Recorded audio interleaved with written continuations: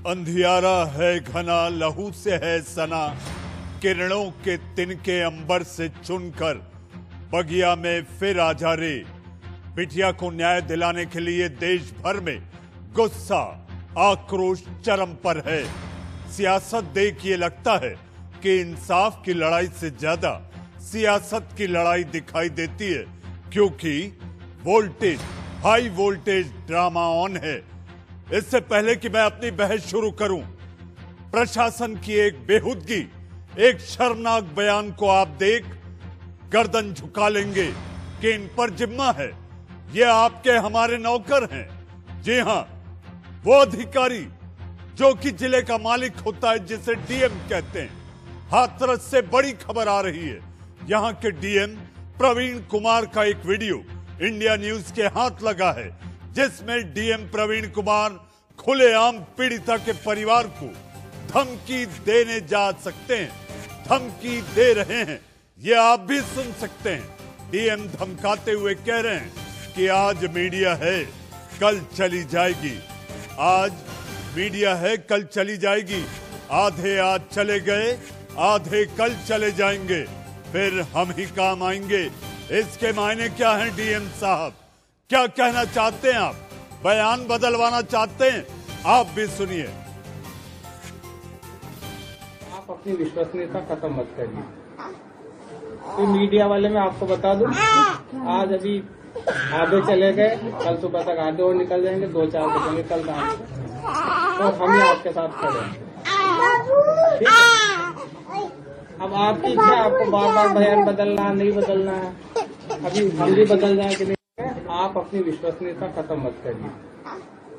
तो मीडिया वाले मैं आपको बता दूं, आज अभी आधे चले गए, कल सुबह तक आधे और निकल जाएंगे, 2-4 बजेंगे कल काम से। तो हम ही आपके साथ खड़े हैं।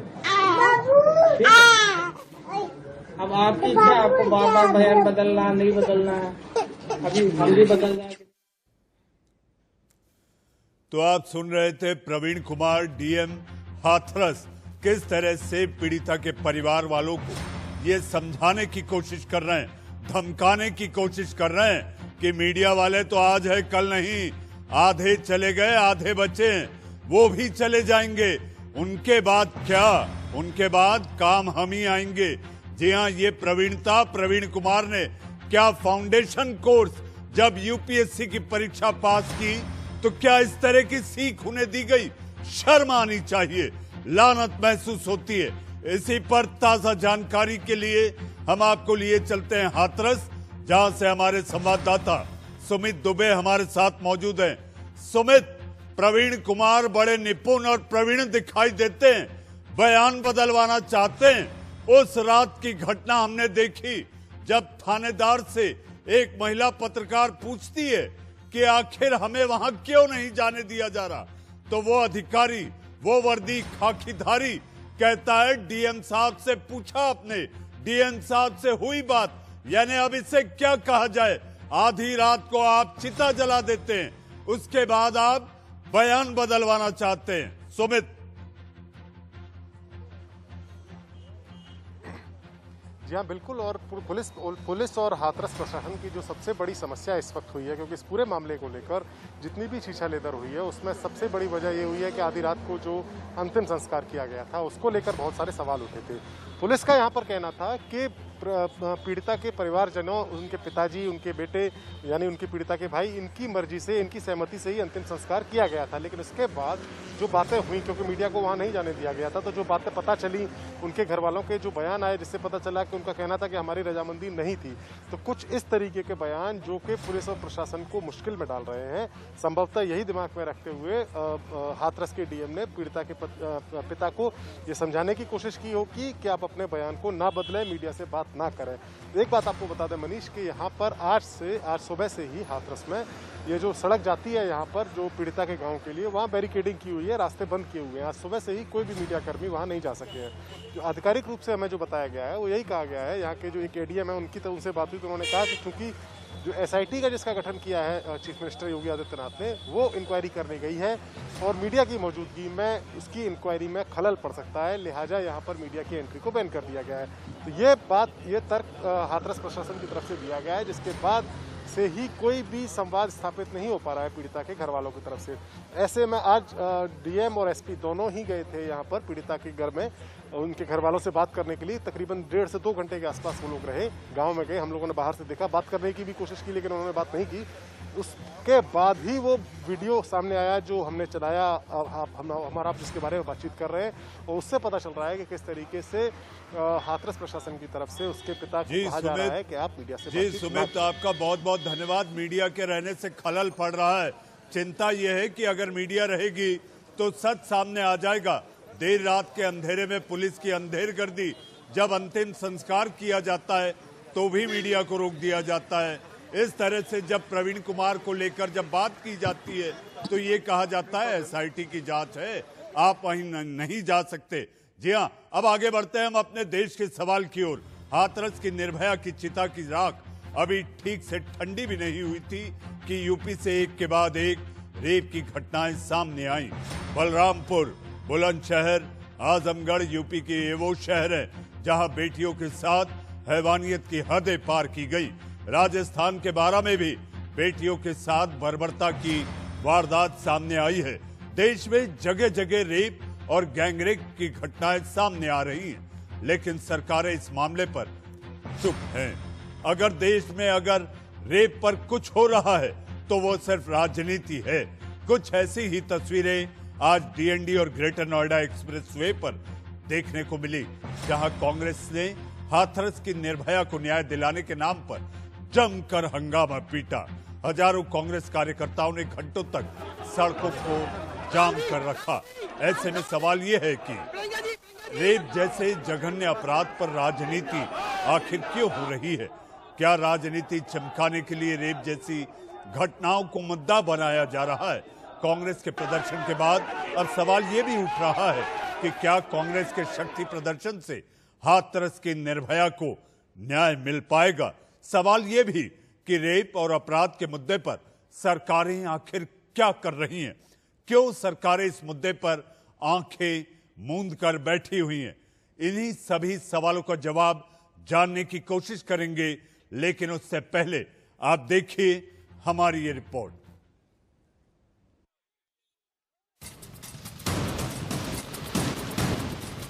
ये 5 तस्वीरें यूपी की बेटियों की हालत बयां करती हैं। ये 5 तस्वीरें चीख चीख कर कह रही हैं कि यूपी में बेटियां सुरक्षित नहीं हैं। ये 5 तस्वीरें बताती हैं कि यूपी में राम राज्य का दावा झूठा है। ये 5 तस्वीरें उन दावों की पोल खोलती हैं जिनके जरिए ये कहा जाता है कि यूपी में अपराध कम हुआ है। ये 5 तस्वीरें बताती हैं कि किस तरह यूपी में आज भी पहले की तरह महिलाओं से बर्बरता जारी है, मासूमों से दरिंदगी की हदें पार की जा रही हैं। ये 5 तस्वीरें उस सरकार की पोल खोलती हैं जो इश्तिहारों और अखबारों में कहती है कि यूपी बदल रहा है, यूपी की कानून व्यवस्था बदल रही है, अब यूपी पहले जैसा यूपी नहीं रहा। ये 5 तस्वीरें पोल खोलती हैं उन बयानों की भी जिनमें कहा जाता है कि यूपी में अपराधी खौफ में हैं। ये तो सिर्फ उत्तर प्रदेश के हालात हैं। अब जरा राजस्थान की बात कर लेते हैं। 12 में 2 नाबालिग लड़कियों से गैंगरेप का मामला सामने आया। आरोप ये भी है कि पुलिस ने इस मामले को दबाने की कोशिश की। तो ऐसे पता नहीं, मैं नहीं जानती कौन कौन उनके भैया ने धमकी दी थी।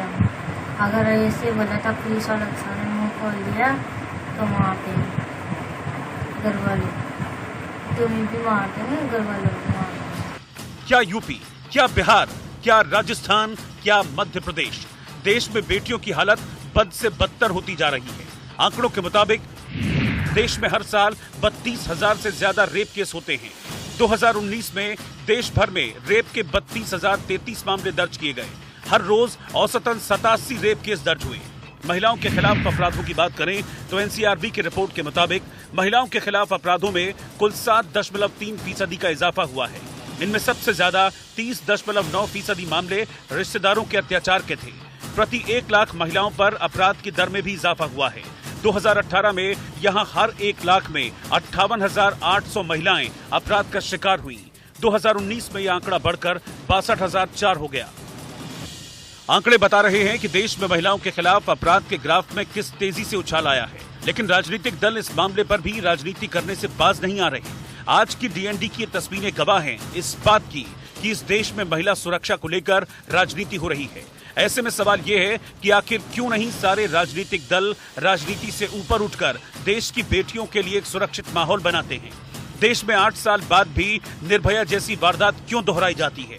अलग अलग जगहों पर हो रही ऐसी वारदातों को क्या सरकारों की नाकामी न माना जाए? Bureau report, India news. हम भी यही सोच रहे हैं कि आखिर कब थमेगा दुराचार, अत्याचार और अनाचार महिलाओं पर। इसी पर चर्चा करने के लिए हमारे साथ मेहमानों का पैनल है। पैनल में आज जो 2 महिला प्रवक्ता हैं 2 राजनीतिक दलों की, देश के दोनों बड़े राजनीतिक दल हैं। हमारे साथ श्वेता शालिनी, बीजेपी की प्रवक्ता, आप हमारे साथ हैं।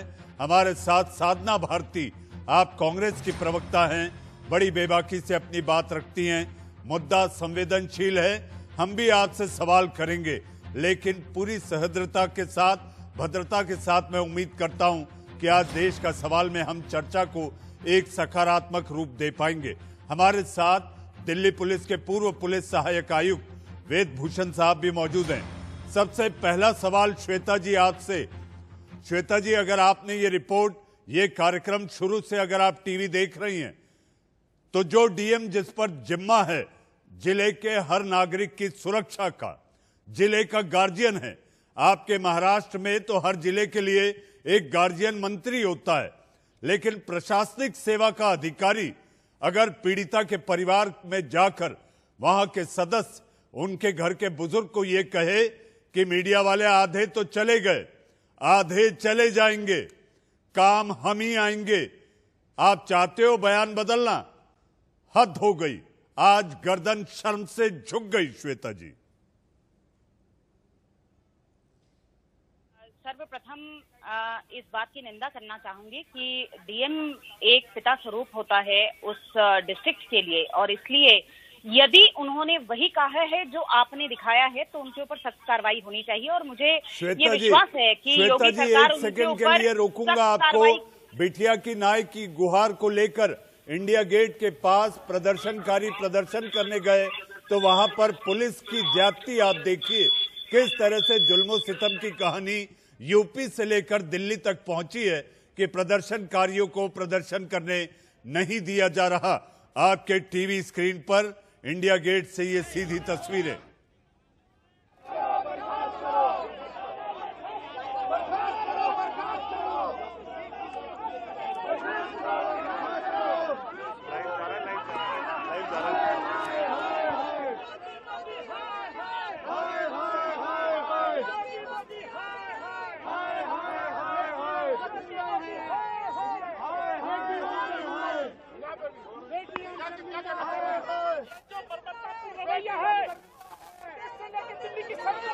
पार्टी सहन नहीं करेगी। यह हिंदुस्तान के अवाम, हिंदुस्तान के जवान, हिंदुस्तान के माता पिता इस बात का जवाब नरेंद्र मोदी से मांगेंगे कि आज की हत्याएं जो बच्चों के साथ जा रहा है, हमारी बेटी के साथ।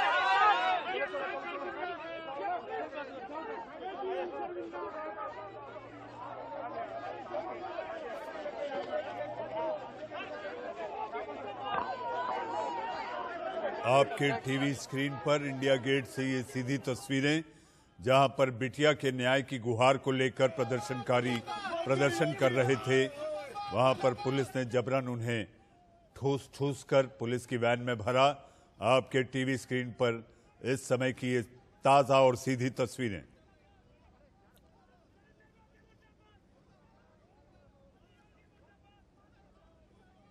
जी हाँ श्वेता जी, अगर आपने ये तस्वीरें भी देखी तो आखिर देश में क्या है, न्याय की गुहार लगाना भी अब अपने आप में एक अपराध हो गया है। पुलिस आपको ठूस कर वैन में भरकर वहां से हटा देगी।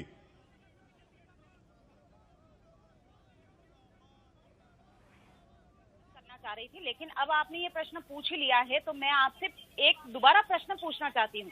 क्या महिलाओं का शोषण पर्यटन, प्रदर्शन और प्रशिक्षण इनसे खत्म होने वाला है? आप बताइए।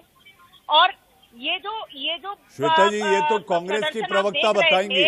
आप ये समझिए, ये जो प्रदर्शन आप देख रहे थे, इससे महिला सशक्तिकरण नहीं होने वाला है, इससे कोरोना बढ़ने वाला है।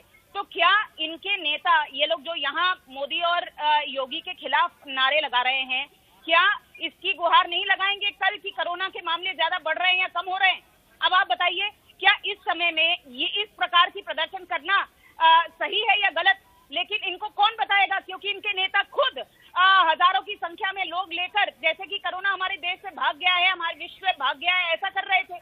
अब आप ये बताइए, प्रश्न उल्टा उठता है या नहीं उठता है? अब मैं आपके पहले प्रश्न पे आती हूँ। देखिए, महिला सशक्तिकरण और महिला शोषण एक बहुत नाजुक मुद्दा है और संवेदनशील मुद्दा है। आपने यदि जो स्टेटमेंट दिखाया और यदि डीएम साहब ने वो स्टेटमेंट कहा है, तो मैं उसकी निंदा भी करती हूँ और आपके चैनल के माध्यम से योगी सरकार को ये गुहार भी दूंगी कि उनके ऊपर सख्त कार्रवाई की जाए। लेकिन ये किसी भी पीड़िता, देखिए हमारा कानून कहता है कि पीड़िता का नाम भी बाहर नहीं आना चाहिए। हर मीडिया चैनल मनीषा वाल्मीकि चिल्ला चिल्ला के कह रहा है, और मीडिया चैनल ही नहीं, हर नेता उसके नाम का बैनर लेके जस्टिस के लिए गुहार कर रहा है। इसके आगे आप बताइए, यदि ये पूरा का पूरा केस एक पीपली लाइव नहीं बनेगा तो क्या बनेगा? अब यदि डीएम साहब ने ये बोला, क्योंकि मैंने आउट ऑफ कॉन्टेक्स्ट ये चीज देखी है जो आपने दिखाई है, यदि उन्होंने ये बोला कि आप मीडिया प्रेशर में ना आए, हम आपके साथ खड़े हैं, तो ये कार्रवाई से पता चलेगी। इसलिए मेरा ये विश्वास है कि कार्रवाई होनी चाहिए और कार्रवाई में असली बात हमें पता चलनी चाहिए। जहां तक महिला शोषण का मामला है या इस वारदात का मामला है, मैं इसकी कठोर शब्दों में निंदा करती हूँ, लेकिन इस बात की भी निंदा करती हूँ कि हम बहुत सेलेक्टिव नैरेटिव से क्यों, जब प्रीतम नगर में प्रिया सोनी का गला काटकर जंगल में फेंक दिया गया तो उसके लिए राहुल गांधी नहीं गए मिलने के लिए, वो भी तो यूपी की घटना थी, तब योगी जी के खिलाफ नारे क्यों नहीं लगाए गए? क्यों? क्योंकि उसके पति ने इसलिए उसका गला काट दिया था क्योंकि वो कन्वर्ट नहीं होना चाह रही थी, क्योंकि उसका पति मुसलमान था, इसलिए वो लोग नहीं गए। और क्या ये जो ड्रामेबाजी आज हुई है वो श्वेता जी एक बार फिर आपको श्वेता जी फिर एक बार इंडिया गेट लिए चलते हैं, वहां मचे कोहराम की सीधी तस्वीरें आपके टीवी स्क्रीन पर।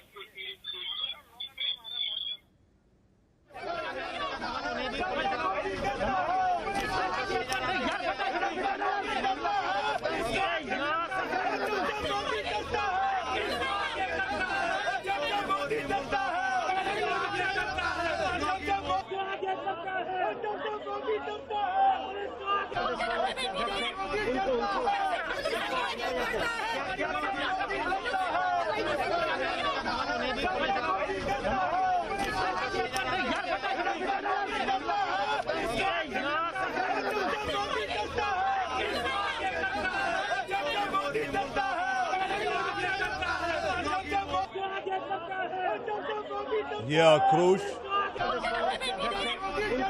आक्रोश, ये गुस्सा उस बिटिया के न्याय को लेकर कि आखिर उसे न्याय मिले, इसको लेकर देश भर के अलग अलग इलाकों में, अलग अलग प्रदेशों में इस तरह से गुस्सा अपने उफान पर है। हमारे साथ साधना भारती भी हैं। साधना जी, आपके यहां हुआ तो वो केवल थोड़ा, यूपी में हुआ तो वो ज्यादा विभत्स। ये कैसी बेतुकी तुलना है? क्यों मजाक हो रहा है? बेटियों के साथ सरकारें कोई भी हो, क्या ये बेटियों की बदकिस्मती है कि वहां के मुखिया तुलनात्मक दृष्टि से उसका आकलन करेंगे? प्रवक्ता होने के नाते बड़ी ही जिम्मेदारी के साथ आज देश के सवाल के सार्थक डिबेट को एक बार सार्थक रूप में ही हम लोग करें। सही जगह डिबेट जानी चाहिए। इसीलिए सबसे पहले तो मैं ये कह दूं भाजपा की जो प्रवक्ता यहाँ बैठी हुई हैं कि आज ये इन्होंने फिर एक बार साबित कर दिया कि इनके पास जब जवाब नहीं होता तो ये डिवाइड एंड रूल करते हैं। इनके सवाल का जवाब दे देती हूँ। मैडम, कोरोना सिर्फ न्याय के लिए आवाज लगाने के लिए ही कोरोना होता है क्या? जब चुनाव में आप लोकतंत्र को लूटतंत्र बनाते हैं मध्य प्रदेश में, तब कोई मास्क लगाते नजर नहीं आता, सोशल डिस्टेंसिंग की धज्जियां होती हैं, तब कोरोना कहाँ चला जाता है? तो आप राजनीतिकरण के लिए आपका कोरोना गायब हो जाता है और जब आप पे सवाल आता है तो कोरोना का कहर बरप जाता है, और कोरोना के कहर में भी आप नाकाम रहे तो आप बात नहीं करें तो ज्यादा अच्छा है। दूसरी बात, ये लगातार उत्तर प्रदेश अपराध में नंबर 1 पर रहा है, महिलाओं पर अत्याचार में नंबर 1 पर रहा है। अरे नारी परामर्श में मंत्री, गृह कार्य में दासी, धर्म कार्य में धर्म पत्नी, स्नेह करते हुए माता, विलास में रंभा और पीड़ा में मित्र का स्थान रखती है। ऐसी नारी को अपमानित किया जाता है और उस पर मैं घोर निंदा व्यक्त करती हूँ। इस घटना की घोर निंदा करती हूँ। हिंदुस्तान के किसी भी सूबे में, किसी भी राज्य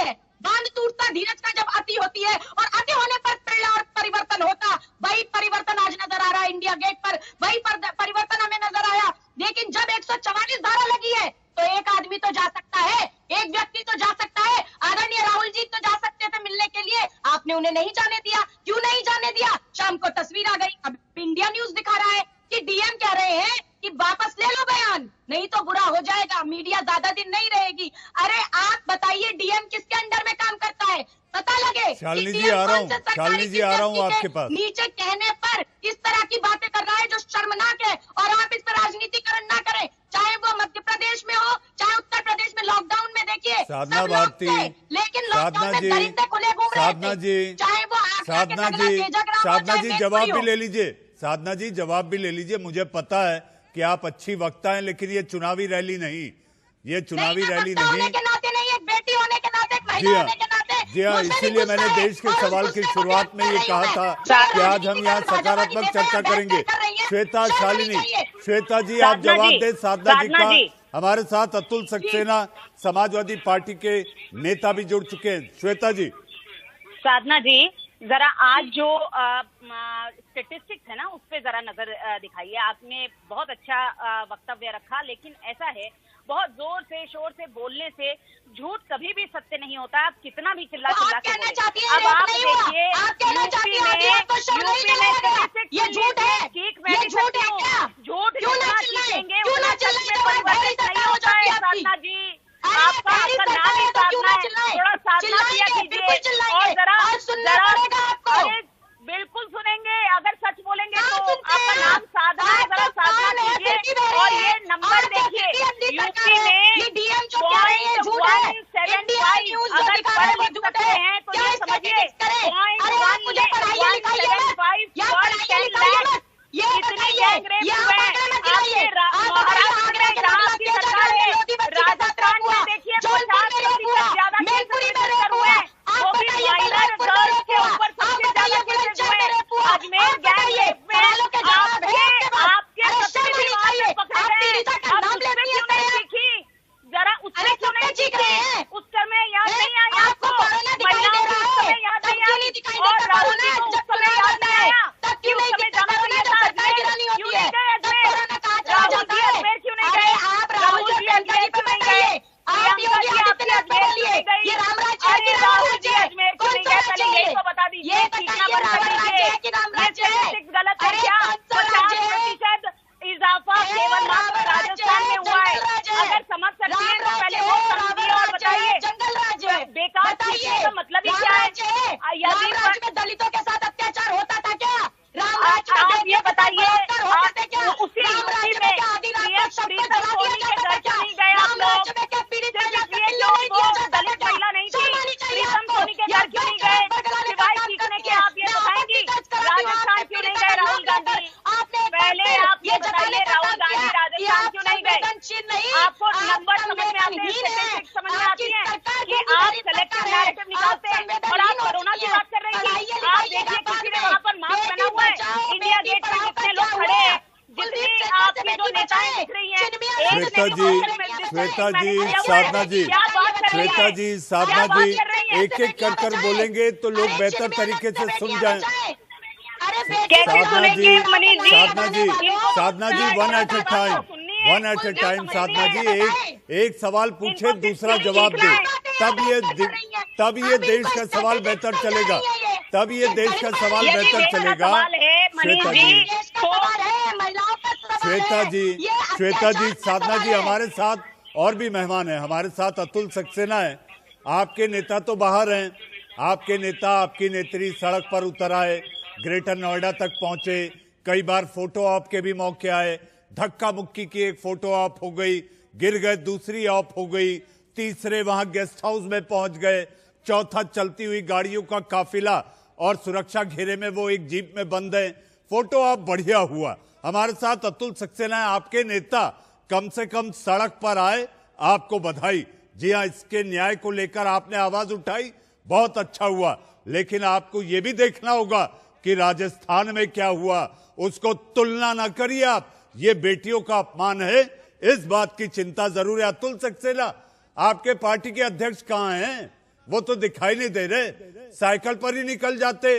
कम से कम इतना बंदोबस्त नहीं होता, बैरिकेडिंग नहीं होती, साइकिल से गलियों से निकलकर हाथरस पहुंच जाते।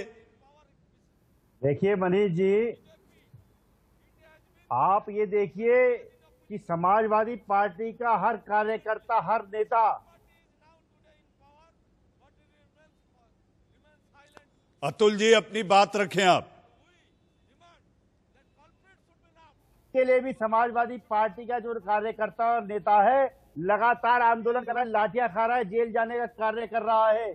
और आप ये देखिए जितनी ये घटना है, ये उत्तर प्रदेश में जंगल राज कहते हैं ना, ये जंगल राज भी मुझे कम लगता है इसको कहना अब, क्योंकि उत्तर प्रदेश में जो लॉ एंड ऑर्डर है वो कहीं है ही नहीं। ऐसा लगता है कि जैसे अभी डीएम हाथरस ने ये कहा है कि पीड़िता के परिवार पे दबाव बनाने के लिए कहा है कि मीडिया आज है कल चली जाएगी। अरे डीएम साहब, ये भाजपा भी आज है कल चली जाएगी। इस भाजपा के नेताओं के भरोसे मत रहिए। आप सरकार के नुमाइंदे हैं, पढ़ करके आईएएस बने हैं, आप इतने दबाव में क्यों हैं? किसके दबाव में हैं? मैं आपसे पूछना चाहता हूं कि आपके घर में बहन बेटियां नहीं है जो आपके सीने में ये आग नहीं सुलग रही कि किस तरीके से उस हाथरस ली गई, उसके ऊपर जो रेप की पुष्टि है वो 24 घंटे के अंदर होनी चाहिए। तो 24 घंटे के अंदर न होकर के आपने उसे छेड़खानी में धारा को करा और 14 दिन बाद रेप की धाराओं में उसे शिफ्ट करा। अरे आपको शर्म आनी चाहिए डीएम एसएसपी। मैं आपसे कहना चाहता हूं कि बंद करिए खेल, अन्यथा आप भुगतने के लिए तैयार रहिए। मैं आपके चैनल पे कहना चाहता हूं कि इस डीएम और एसपी को भी जो भी इस तरीके के नाजायज बयान दे रहे हैं, बयानबाजी कर रहे हैं और सरकार के धक्का में आकर इन पे भी मुकदमा करते हुए। अतुल जी, अब मेरे लिए वक्त है सुर्खियों का, लेकिन सुर्खियों के बाद आपसे पूछूंगा, आपकी सरकार में जब नेताजी मुखिया थे तो आखिर बलात्कार को लेकर उन्होंने क्या कहा था, ये भी आपको अच्छे से याद होगा। सरकारें कोई भी हो, क्या ये बेटियों की बदकिस्मती है कि बेटियों के साथ इस तरह से दुराचार, अनाचार, अत्याचार लगातार जारी रहेगा? सुर्खियों के बाद फिर एक बार देश का सवाल में आपका स्वागत है।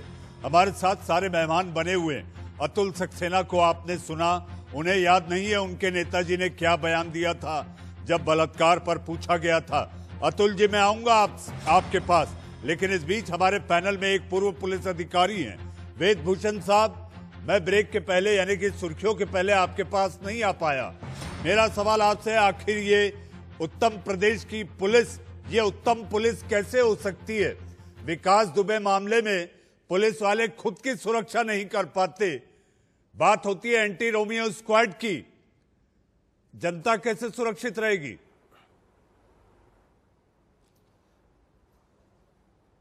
मनीष जी, मैं यूरोप में एक साइप्रस कंट्री है, यूनाइटेड नेशंस मिशंस के अंदर मेरी पोस्टिंग रही है। मुझे बड़ा ताज्जुब होता है, वहां पर एक भी रेप का केस नहीं होता, मोलेस्टेशन का केस भी बहुत सीरियसली लिया जाता है, जबकि उनको सभ्यता को हम बहुत क्रिटिसाइज करते हैं। हम कहते हैं हमारी सभ्यता बहुत अच्छी है, हमारे बड़ा धार्मिक लोग हैं, सहिष्णु लोग हैं, बड़ी समाज में औरतों की बड़ी इज्जत है, उनकी लड़कियां शॉर्ट कपड़े पहनती हैं, उनकी लड़कियां ड्रिंक्स करती हैं।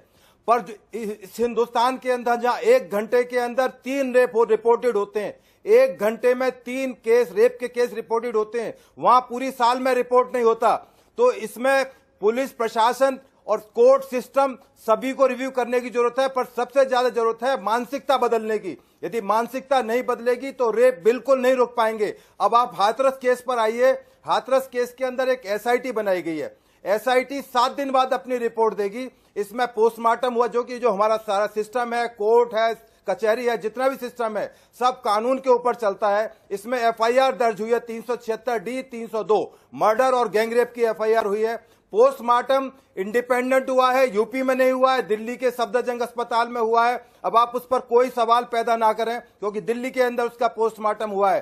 पोस्टमार्टम के दौरान में ये रेप की पुष्टि नहीं हुई। अभी एडीजी साहब की आप पिक दिखा रहे थे, क्योंकि ये सब डॉक्यूमेंटेड चीजें हैं। हवाई बात में राजनीतिक आदमी हूं नहीं, कोई पॉलिटिकल आदमी नहीं हो, बयानबाजी नहीं करूंगा। इसके अंदर रेप की पुष्टि नहीं हुई है। एमएलसी बनी है, पहले उसका इलाज हाथरस के हॉस्पिटल में हुआ है, तब उसके बाद उसको दिल्ली सफदरजंग अस्पताल में शिफ्ट किया गया है। आज इलाहाबाद हाई कोर्ट के अंदर एक PIL फाइल की गई थी, जिसकी अभी सुनवाई चल रही है। तो इन तमाम चीजों का इंतजार करना पड़ेगा। हम सभी को सोचना होगा कि रेप क्यों होते हैं और जल्दी से जल्दी इनको कैसे इसको सुलझाया जाए। अभी आप निर्भया केस की बात कर रहे थे। निर्भया केस में न्याय मिलने के अंदर जो सबसे बड़ा केस था, पूरे 8 साल बाद उनको फांसी हुई थी। तो हमें सारे सिस्टम को देखना है, समझना है कि इसको कैसे रोका जाए। केवल एक निर्भया नहीं है, यहाँ सैकड़ों केस महीनों में, सालों में होते हैं, कोई परवाह नहीं करता। और आप देखिए कि जो देश का जो आपका सवाल है वो बहुत बड़ा सवाल है। मैं आपको अप्रिशिएट करता हूं मनीष अवस्थी जी, कम से कम ने आप एक सवाल तो पैदा किया कि आप सोचो आप हो कहां, किस देश की जा रहे हो। राजनीतिक पार्टियां अपनी रोटियां सेक रही है, कल ये खड़ी नहीं रहेंगी। मैं बता रहा हूं, जो ये राजनीतिक लोग जा रहे हैं, किसी भी पार्टी के हों, वो केवल अपना एक जनाधार, अपना एक पार्टी का स्टैंड खड़ा करने के लिए जा रहे हैं। उनका कल इस वास्ते से कोई मामला नहीं रहेगा। केवल शिकायतकर्ता, उसका परिवार, उन्हीं को कोर्ट कचहरी धक्के खाने पड़ेंगे। तो सिस्टम की जरूरत है, टाइम की जरूरत है। सारे सिस्टम को रिव्यू करें, समझें कि कैसे इसको हम इंप्रूव कर सकते हैं और कैसे इन चीजों को समाज के अंदर रोका जा सकता है। केवल आपने बात कही, हमने भी समझा, दर्शक जो आपको देख रहे हैं वो भी समझ गए होंगे। लेकिन अगर सब कुछ ऐसा मामला है, तो आखिर रात के अंधेरे में पुलिस और प्रशासन को ऐसा क्यों लगा कि बिटिया का अंतिम संस्कार कर देना चाहिए? अवस्थी जी, मैं आपको आपके चैनल पर आपके माध्यम से बताना चाहता हूं, दिल्ली के अंदर जब निर्भया का दाह संस्कार किया गया था, सिंगापुर एयरपोर्ट से दिल्ली जैसे एयरपोर्ट पर जहाज उतरा था, उसके बाद तुरंत उसकी बॉडी को शमशान घाट लेकर जाया गया था अर्ली मॉर्निंग में, वेरी अर्ली मॉर्निंग। क्योंकि यहाँ दिल्ली के अंदर जो हालात थे, आप भी दिल्ली के रहने वाले हैं, आपको पता था बिल्कुल वॉलेटाइल हो चुकी थी। यदि यूपी के अंदर भी जो एक राजनीतिक तबका खड़ा हो गया था, वो लॉ एंड ऑर्डर को खराब करना चाहते थे, तो ऐसा एक्स्ट्रा ऑर्डिनरी हालात में होता है, नॉर्मल हालात नहीं थे जिसमें दाह संस्कार आपने जवाब दे दिया। मैं भी हिंदू आदमी, मैं समझता हूं कि रात के टाइम आपके जवाब को समझ गया और मेरे साथ दो महिलाएं हैं जिसमें गवर्नमेंट को आपने जवाब दे दिया। बहुत अच्छा जवाब दिया आपने। हमारे साथ दो महिलाएं हैं, हमारे साथ श्वेता शालिनी, साधना भारती जी हैं। श्वेता जी, मामले को तूल पकड़ता देख सकुचाई, सकपकाई और डरी सरकार ने रात के अंधेरे में बिटिया का दाह संस्कार कर दिया। देखिए, ऐसा है, मुझे लगता है वेद प्रकाश जी इस प्रश्न का उत्तर दे चुके हैं और मुझे और इसमें कुछ भी नहीं कहना है। कई बार कुछ डिसीजन इसलिए लिए जाते हैं ताकि वो लॉ एंड ऑर्डर उनको देख सकें, और आज स्पेशली कोरोना के समय में ये सारी चीजें बहुत महत्वपूर्ण है, क्योंकि किसी भी हालत में प्रशासन ये नहीं चाहती कि किसी भी तरीके से कुछ ज्यादा लोग वहां पर एकत्रित हों। तो इसलिए ये निर्णय लिया गया, पिता और माता से पूछकर ये निर्णय लिया गया था। माता ने, श्वेता जी, माता ने बिलक बिलक कर कहा है कि एक बार मैं अपनी बिटिया का चेहरा, उसकी झलक देखना चाहती थी। पिता ने भी इनकार कर दिया कि मैं झलक नहीं देख पाया। देखिए, इसी कॉन्टेक्स्ट में कहीं डीएम साहब की बात आपने रिकॉर्ड की है, जहां पर वो कह रहे हैं कि आप बार बार बयान बदल रहे हैं। अब उनके ऊपर किसका प्रेशर है? किसी राजनीति का प्रेशर है, क्योंकि हर राजनीतिक पार्टी इसे एक अवसरवाद की तरह देख रही है और यही बहुत जरूरी है। देखिए, वेद प्रकाश जी ने बहुत अच्छी बात कही है और इसी बात से मैं अतुल जी को भी याद दिलाना चाहती हूँ, और आपने ये बात का हिंट दिया, लेकिन मैं कहना चाहती हूँ कि कम से कम आज की सरकार ये नहीं सोचती कि लड़कों से ये गलतियां हो जाती हैं, छोटी मोटी गलतियां, और इसीलिए मैं आपको केवल मात्र इतना कहना चाहती हूँ, आज समाज के लिए और महिलाओं के लिए बहुत जरूरी है कि फास्ट ट्रैक कोर्ट्स हों, ज्यादा मामले बहुत जल्दी लिखे जाएं और इसके ऊपर राजनीतिक रोटियां नहीं सेकी जाएं। देखिए, जब हम एक मर्डर की बात करते हैं और दूसरे की बात नहीं करते, जब हम एक रेप की बात करते हैं और दूसरे की बात नहीं करते, जब एक दंगे की बात करते हैं और दूसरे की नहीं बात करते, एक भ्रष्टाचार की बात करते हैं दूसरे की नहीं करते, नहीं, तो शालिनी जी हर मुद्दे की बात करते हैं, इसलिए देश का सवाल होता है। शालिनी जी, हम हर मुद्दे की बात करते हैं, इसलिए वो देश का सवाल होता है। साधना भारती, रेप की परिभाषा आपके नेता बदल रहे हैं। आपके प्रदेश के मुखिया यूपी का रेप कुछ और राजस्थान का रेप कुछ और, इसकी परिभाषा अलग है। यूपी में ज्यादा वाला और राजस्थान में कम वाला। नाते भी बैठी हूँ, एक बेटी होने के नाते भी बैठी हूँ। हमारे पार्टी के ही नहीं, हमारे देश की सभ्यता और संस्कृति जो है वो रेप को जस्टिफाई नहीं कर सकती किसी भी कीमत पर। हम जस्टिफाई नहीं कर सकते किसी कीमत पर। आज मैं आधिकारिक तौर पर बोलती हूँ कि चाहे कहीं भी हो, इसको बर्दाश्त नहीं किया जाना चाहिए। लेकिन मैं कहती हूँ बड़ा ही शर्मनाक है। आप बीच में मत बोले, मैंने आपके बीच में नहीं बोला शालिनी जी, मैंने बीच में अब नहीं बोला। आप शालीनता से सुने, फिर मैं नहीं बोलने दूंगी आपको। फिर ध्यान रखिएगा, मैं बोलने नहीं दूंगी, फिर आपको फिर परेशान हो जाइएगा आप। इसलिए बीच में मत बोलिए। आप सुनिए, हिंदू संस्कृति की बात कर रही है आप। आपको नहीं पता कि हिंदू संस्कृति में रात को दाह संस्कार नहीं होता? आपको नहीं पता कि हिंदू संस्कृति में मुखाग्नि एक पिता देता है? क्या पिता ने मुखाग्नि दी? हिंदू संस्कृति की बात करती है आपको शर्म आनी चाहिए। आपने पीड़िता का नाम ले लिया, आप इसे जस्टिफाई कर रही हैं, कह रही हैं पता नहीं किसके दबाव में आकर कह रहे हैं। आपने पीड़ित परिवार को 144 धारा लगाकर एक तरह से बंधक बना लिया, किसी से मिलने नहीं दिया जा रहा, ऊपर से यहाँ बैठकर बरगलाने का काम कर रही है, कोरोना को याद कर रही है। कोरोना में कौन सा अच्छा काम कर दिया? आपके मजदूर मारे गए जो आप यहाँ कोरोना के गाने गा रही है। आज आप मुझे बताइए, कहाँ गई मेनका गांधी, कहाँ गई स्मृति ईरानी, कहाँ हो गई उनकी मानवीयता? जो आदमी के ऊपर मानवीयता को जलाने का काम करती थी। आप बातें तय बनाइए। मैं पूछती हूँ, आगरा के नगला तेजाग्राम में लोधी बच्ची का रेप हुआ, उसको झाड़ियों में फेंक दिया गया। जौनपुर के अंदर निषाद बच्ची का रेप हुआ, उसका मर्डर कर दिया गया। मैनपुरी के अंदर कुशवाहा बच्ची का रेप हुआ, क्यों कुछ मामले उसको फेंक दिया गया। मैं पूछना चाहती हूँ, बलरामपुर में रेप हुआ, हत्या हो गई, यहाँ रीढ़ की हड्डी तोड़ दी गई, जीभ काट दी गई, अंधेरी रात में जला दिया गया। अरे क्या कर रही थी तुम्हारी सरकार? कहाँ गई एंटी रोमियो स्क्वाड? कहाँ गया 112 नंबर?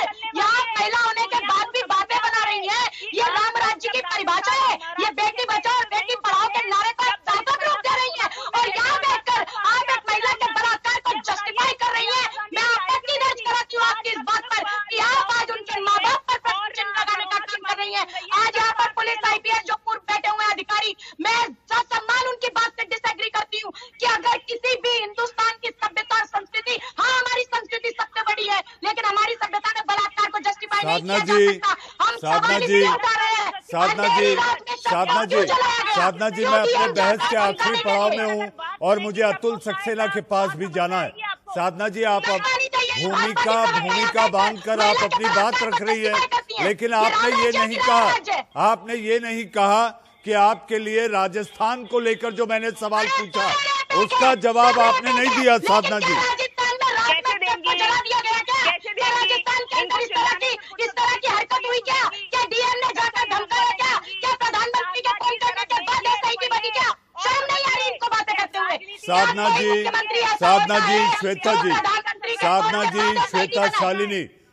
भारती, श्वेता शालिनी, वेदभूषण साहब, अतुल सक्सेना जी, अब मुझे देश के सवाल के खत्म करने का वक्त आ गया। और खत्म करने से पहले मैं ये कहना चाहूंगा, सरकार की हकीकत, समाज की हकीकत, प्रशासन की हकीकत, पुलिस की हकीकत, जुबां बेटी की कटी और देश गूंगा हो, ये नहीं हो सकता। अभी ये देश का सवाल है और रहेगा। शर्मसार मानवता हुई, बेटी को अब भी इंसाफ का इंतजार है और लगातार इस मुहिम, इस अभियान में देश का सवाल और इंडिया न्यूज अग्रसर रहेगा।